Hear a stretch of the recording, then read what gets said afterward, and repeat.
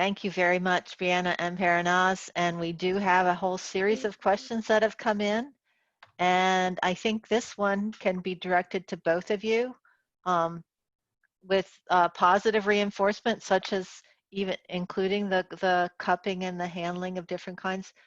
Are there any other non-food motivators beyond those that would work? The person is asking specifically because they work with the microbiome and they can't really use positive food treats or things like that. So I didn't know if either one of you had other ideas on handling techniques for things that would be good for positive reinforcement. So with positive reinforcement, you have to know what is positive or like what is reinforcing to the animal. So obviously the treats are the most obvious thing. With the rats, I know that you're not necessarily talking about the rats, but that technique is reinforcing enough that they will work in order to be tickled. But at least with like the cup handling and the tube handling, I wouldn't actually call that a reinforcement technique. I would say that it's maybe more of like a general habituation, that they're learning that that in general, bad things don't happen when a human touches me or like takes me out of my cage. So I think that those methods can actually be very effective within like an isolator, in that you can move the animals around to reduce stress, but it may not necessarily be positive. Okay. Parinaz, did you have anything you wanted to add about your massage technique? My experience with them, I actually feel cup by itself is not rewarding, but massage could be, they want they usually come stick in my hand voluntarily. So to be honest, I don't exactly know scientifically. I didn't have data to prove it, but anecdotally probably yes. Okay, thank you.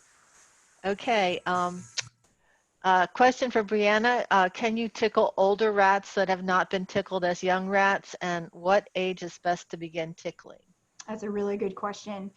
So I would caution and probably suggest not starting with older rats that have never been tickled before, because it's definitely something that can be sustained if you start early into adulthood, into those older aged rats. But if they've not necessarily had that at an early age, we've heard mixed results from people about how effective that is. And so we generally recommend that it's best to start with a younger group of animals, ideally when they're in that phase. So they show a peak in play behavior. I believe it's around between like weaning and about 6 to 8 weeks of age. And so if you can, I mean, you can get started a little bit later in age than that, but that's like the sweet spot. And so I would recommend, it's best practices, I would say, to start with animals that are younger, and then you can continue to use it into adulthood, but I would very much caution that. Okay, continuing on the tickling theme. Any reason to suspect that some kind of tickling would make a difference for hamsters, guinea pigs, mice, or other rodents? So I actually had a slide. I wish I was still sharing my screen. I had a backup slide because I always get asked this, and it's a picture of Donald Duck tickling Mickey Mouse with a feather. And what I would generally say is absolutely no. Because tickling is specific to rat play, and it's really interesting because play is very dynamically different even within rodent species. And actually rats have what is considered to be a very cognitively developed type of social play that mice don't engage in. And so this is a technique that is very specific to the way that rats play. So I would say absolutely not with mice. I actually don't know how gerbils play, and I would recommend absolutely do not do it with hamsters either. So in general, I would say just do it with your rats, and I would not try to implement it with any other rodent species. Okay, and we have another question, but this is about mice. For the mice with tunneling, is it better to have transparent or opaque tubes? You can use either. So the mice actually run into the clear tube pretty readily.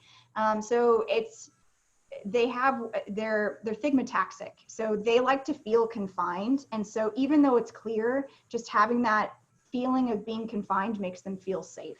And so even though it might be clear, it actually helps you identify and visualize the animal.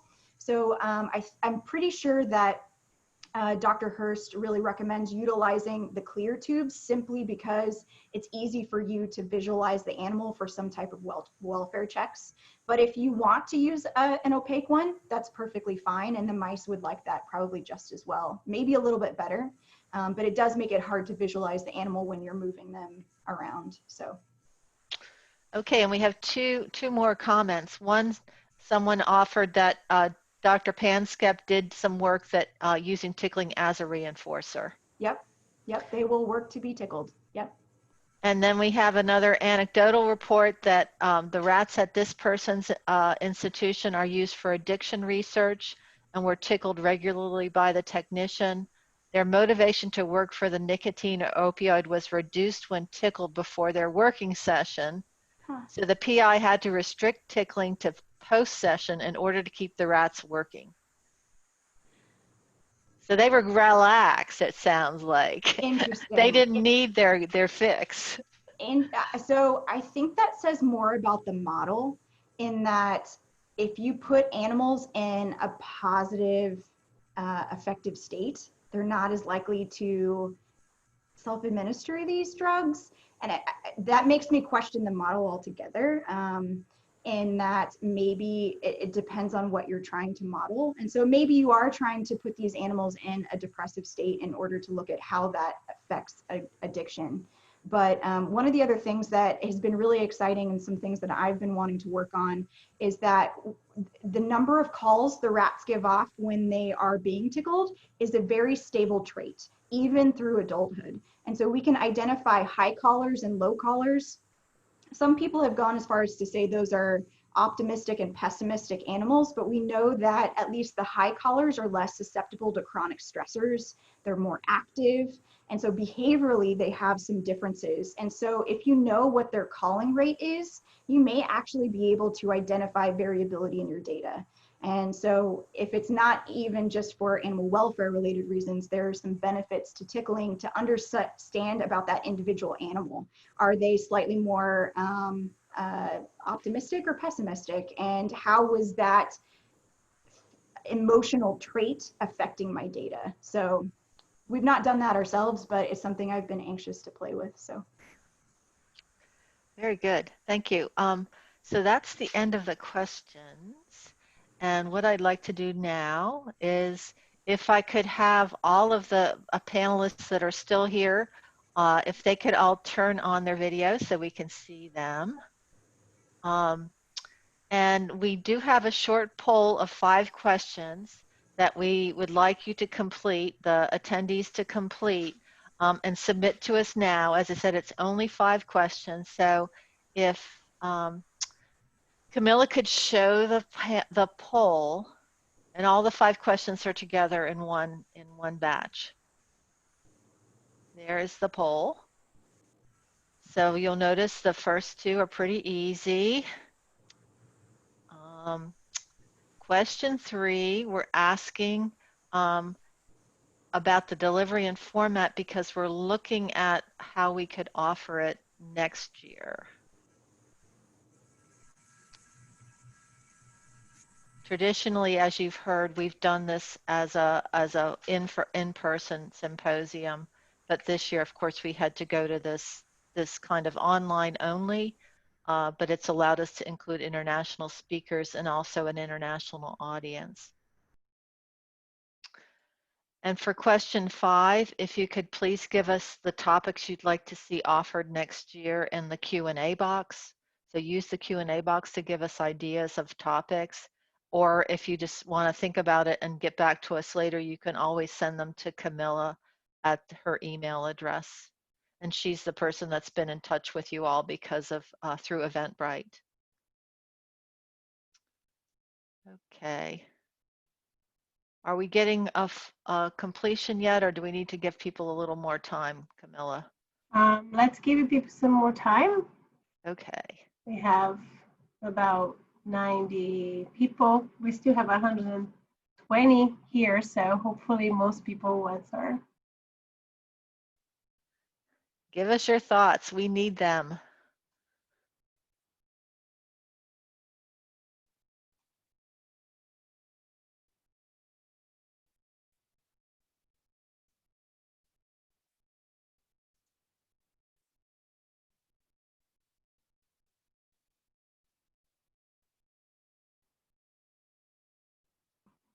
Okay, I will take 100 people answering. Thank you. Okay. Can everybody see all of our panelists that are here today, hopefully? So I wanted to thank you for completing the poll for those of you that stayed on today. I'd like to thank all of the panelists on behalf of the Planning Committee, those of us from NIH, from CAAT, from Johns Hopkins School of Medicine, and from the National Agricultural Library. We really appreciate all your efforts in making this symposium run so well, and in all of your thought-provoking presentations on the 3 Rs. You all brought such a breadth of talent and information and great ideas that we can all hopefully take back with us to our institutions. As a reminder to attendees, you will receive a form for race credits in a future email. And in that same email, you will receive a certificate of attendance that you can use for whatever purposes you choose. We thank you again for participating, and we look forward to your attendance at the 2021 3R Symposium. Thank you. Thank you. Bye-bye. Bye, everyone. Thank you. Thanks, everyone. Bye bye. Thanks a lot.